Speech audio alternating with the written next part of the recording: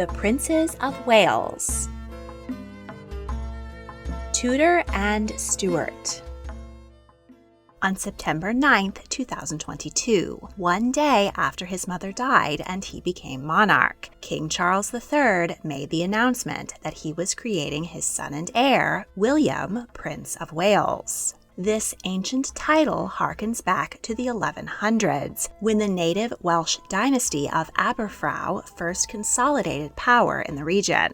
A century later, it was stolen by the King of England and granted to his son. In the ensuing 7.5 centuries, the title has been passed down the line of heirs to the English and then British throne. In this 3-part series, we will meet the 29 men who have held the title Prince of Wales. In the last episode, we met the 6 native Welsh princes and the medieval English princes. Today we'll get to know the princes of the Tudor and Stuart dynasties, including one whose mysterious wedding night brought down the Catholic Church in England, and another who tried to invade England after his father was pushed off the throne.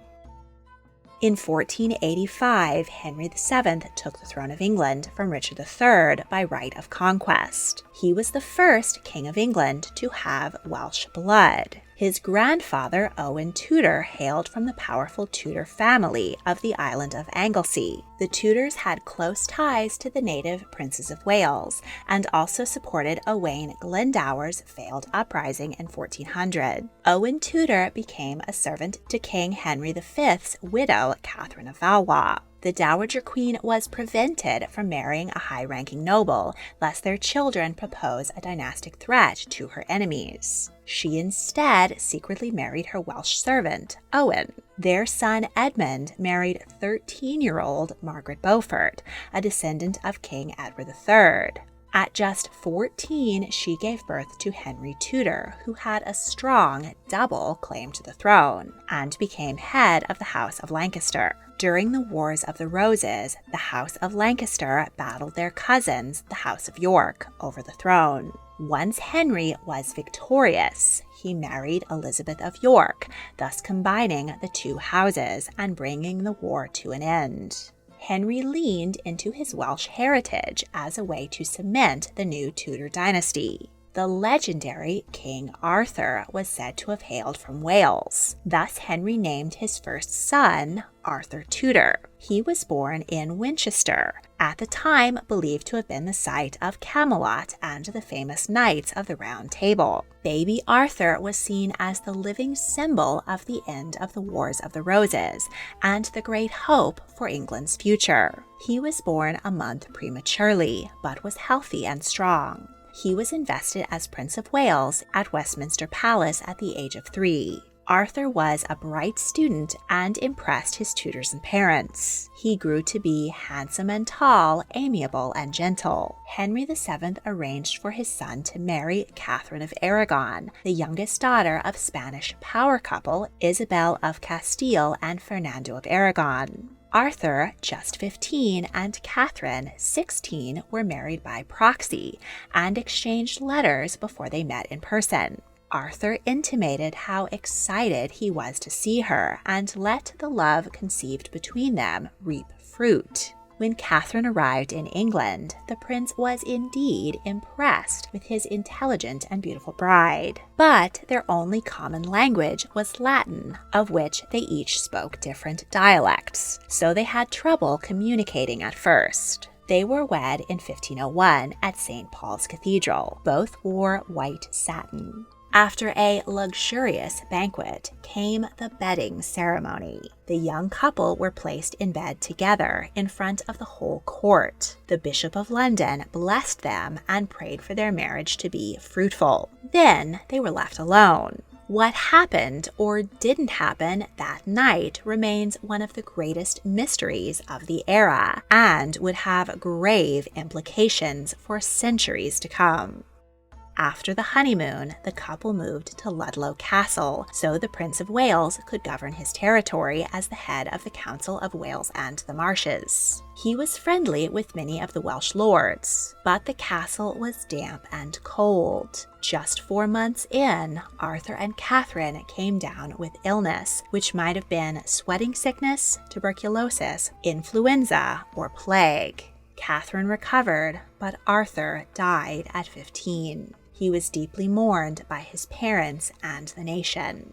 Once several months had elapsed, and it was clear that Catherine was not pregnant with Arthur's child. His 10-year-old brother, Henry Tudor, became heir apparent and Prince of Wales. He was already Duke of York, the traditional title for the monarch's second son. Having already lost one heir, the king was protective of his only remaining son. Henry was not sent to Wales. Catherine's parents were eager for her to marry the new heir to the English throne, but marrying your brother's widow was considered incest. Catherine swore that she and Arthur had never consummated their marriage, thus making it invalid in the eyes of the church. When the 18-year-old prince became King Henry VIII, he was infatuated with 23-year-old Catherine and wasted no time in marrying her. They were crowned side by side in Westminster Abbey and had a loving and happy relationship for many years. She gave birth to 6 children, but only 2 were born alive.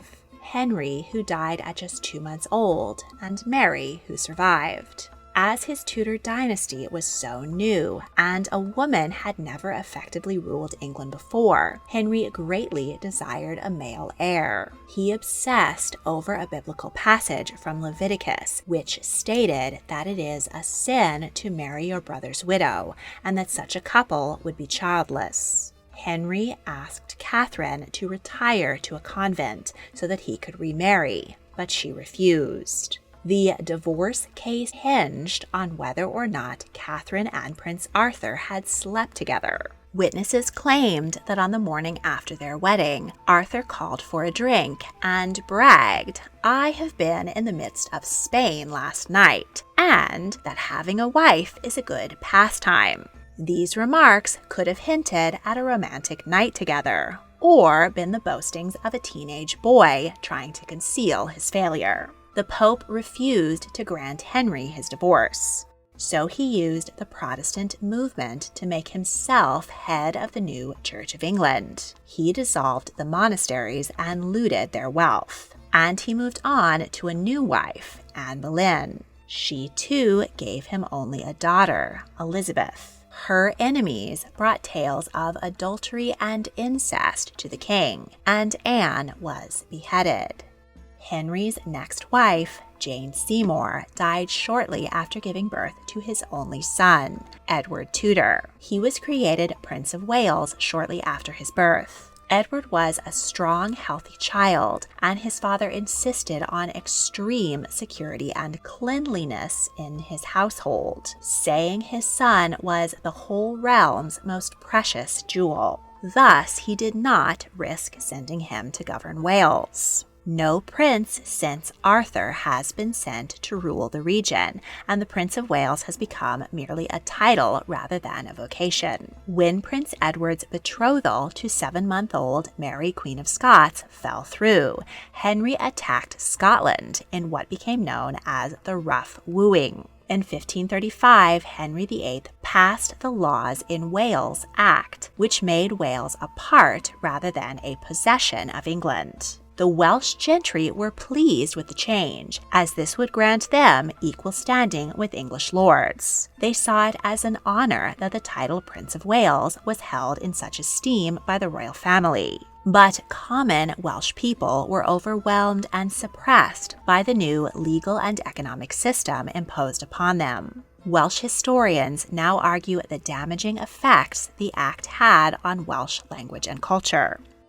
King Henry's 4th marriage was a political alliance with German Princess Anne of Cleves, but he was not attracted to her, offered a divorce, and she was happy to accept it and keep her head. Henry then wed 16-year-old Catherine Howard and doted on her until she too was found guilty of adultery and beheaded. The now cantankerous old king's sixth and final wife, Catherine Parr, was more of a nurse than a lover. She survived Henry, who died at the age of 55, passing the throne to his only son, 9-year-old Edward VI. He was staunchly Protestant and feared that his heir, his older sister Mary, would return the country to Catholicism. Edward enjoyed good health until 15, when he fell ill with what may have been tuberculosis. He signed a new succession, skipping his two sisters and naming his cousin, Lady Jane Grey, as his heir. When Edward died, Jane's supporters moved to secure the throne for her, but Mary gathered a large army, marched on London, and ended Jane's reign after just 9 days. Jane lost her head in the Tower, and Mary became queen. She had no children and passed the throne to her sister Elizabeth, who refused to marry and also had no heir and no Prince of Wales. When she died in 1603, the throne went to her cousin, King James VI of Scotland, now King James I of England, and the whole of the island of Britannia was finally united. James named his eldest son and heir, Henry Frederick Stuart, Prince of Wales, in 1610 when he was 16. King James, who was frequently in conflict with his wife, Anne of Denmark, was concerned that the prince might not be his, but the result of an adulterous affair. He sent baby Henry to be raised away from his mother and prevented her from visiting him, further damaging their marriage. When James became King of England, Henry rode behind him in the royal procession to London. Henry loved fashion and brought his favorite tailors from Edinburgh to produce his rich wardrobe full of colorful silks and perfumed leather gloves. He enjoyed dancing, playing music, tennis, golf, and hunting. One of the first riding schools in England was built for him at St. James's Palace. He asked to take swimming lessons, but was told it was far too dangerous for a prince. Henry was well educated in statecraft. He grew into a devout Protestant. He was priggish and fined those who swore in his presence. He publicly disapproved of his father's politics and open bisexuality, and became popular with the people who were growing puritanical and resentful of his father's opulent immorality. At his investiture as Prince of Wales, a pageant was performed on the Thames entitled London's Love to Prince Henry. While the 18-year-old prince was attending celebrations for his sister Elizabeth's wedding, he fell ill with typhoid fever and died.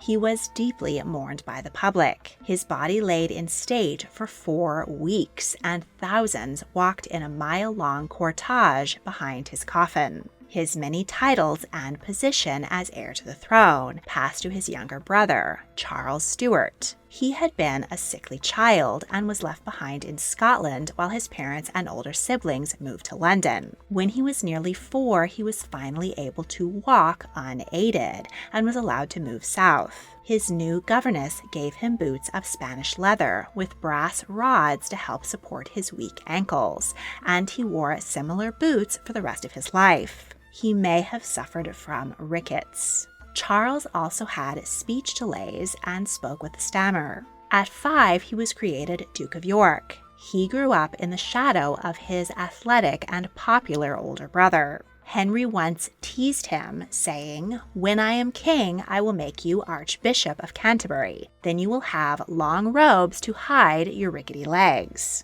Charles was taken away in tears.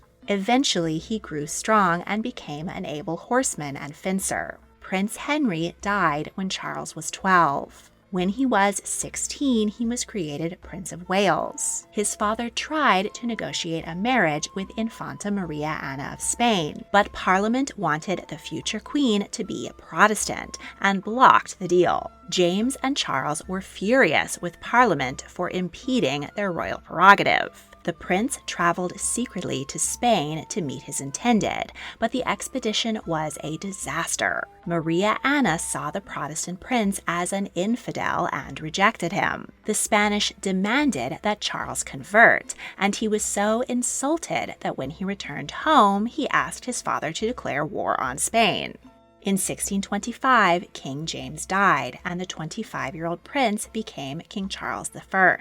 He had a chip on his shoulder about Parliament interfering with his absolute God-given power. He defied the will of the people by marrying a different Catholic, 15-year-old Henrietta Maria of France. He delayed the opening of Parliament until after the wedding, so it would be too late for them to object. Charles I's reign was defined and ended by his power struggles with Parliament. A dispute over collecting taxes was the last straw, and civil war broke out between the supporters of the king, called the Cavaliers, and those of Parliament, called the Roundheads. 1 in 20 English people died in the conflict. In the midst of the madness, Charles created his eldest son and heir, 8-year-old Charles Stuart, Prince of Wales. The war prevented the prince from having a formal investiture ceremony. As things became too dangerous for the royal family, Queen Henrietta Maria, Prince Charles, and his siblings escaped to France,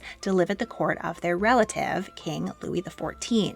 King Charles remained in England to continue the fight. He was defeated by the Roundheads, put on trial, and beheaded in 1649 at the age of 48. For the first time in over 700 years, England didn't have a monarch. Though royalists now considered the king's son, living in France, to be the new King Charles II. He schemed to regain the throne and was willing to do whatever it took: denounce his father, be a constitutional monarch, convert to Catholicism, or convert to Protestantism, but to no avail. Roundhead General Oliver Cromwell declared himself Lord Protector of England. He cracked down on the country's morality, closed theaters and brothels, demanded everyone go to church and stay sober, and even outlawed Christmas. Cromwell died after 5 years and appointed his son his successor, just like a king. But the people had grown tired of the puritanical regime. A new parliament was elected, and they invited Charles to return from exile and restore the monarchy. King Charles II had the men who'd put his father on trial hang, drawn, and quartered, and had Oliver Cromwell's corpse dug up and hung in chains. Charles was known as the Merry Monarch and had numerous lovers and dozens of illegitimate children.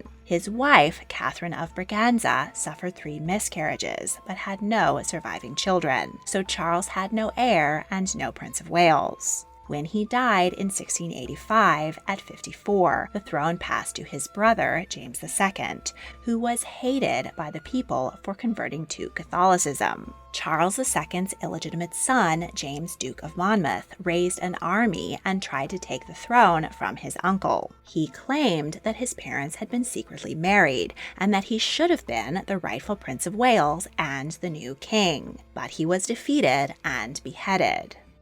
The people tolerated James because they knew that after he died, the throne would go to his 2 daughters, Mary and Anne, both of whom were Protestant. But all that changed when the king's second wife gave birth to a healthy baby boy, James Francis Edward Stuart, who would be raised Catholic and supersede his sisters in the succession. Rumors ran wild that the royal infant had been stillborn and that a changeling child had been smuggled into the birthing chamber in a warming pan. The king created his son Prince of Wales when he was just 1 month old, but his heir was his downfall. Parliament wrote secretly to Princess Mary and her husband, William of Orange, and offered them the throne. The couple sailed to London and met little resistance. King James took his wife and son and fled to France. King William III and Queen Mary II were crowned as the kingdom's first and only joint monarchs. Many Catholics and Scots believed that the crown had been wrongly stolen from James. He raised troops in Ireland in an attempt to reclaim the throne, but he was defeated.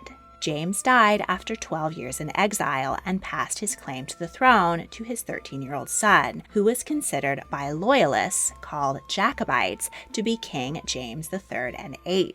At 20, he attempted to invade England, but bad weather blew his ships back to France. William and Mary died childless and passed the throne to her younger sister, Queen Anne. During her reign, the 1701 Act of Settlement barred any Catholic from ever sitting on the British throne again. Despite her 17 pregnancies, Anne also had no living children. When she fell seriously ill, the nation faced a crisis over who would inherit the throne. British politicians advised James that if he converted to Protestantism, he could gain support to reclaim the throne, but he refused. When Anne died in 1714, the throne was given instead to her distant Protestant cousin, George I, the Elector of Hanover. Many were infuriated at having a German king and rose up in support of James. He sailed for Scotland to lead them, but the icy Highland winter gave him a fever, and he returned to France. The Scottish rebels, who had been willing to die for him, were crestfallen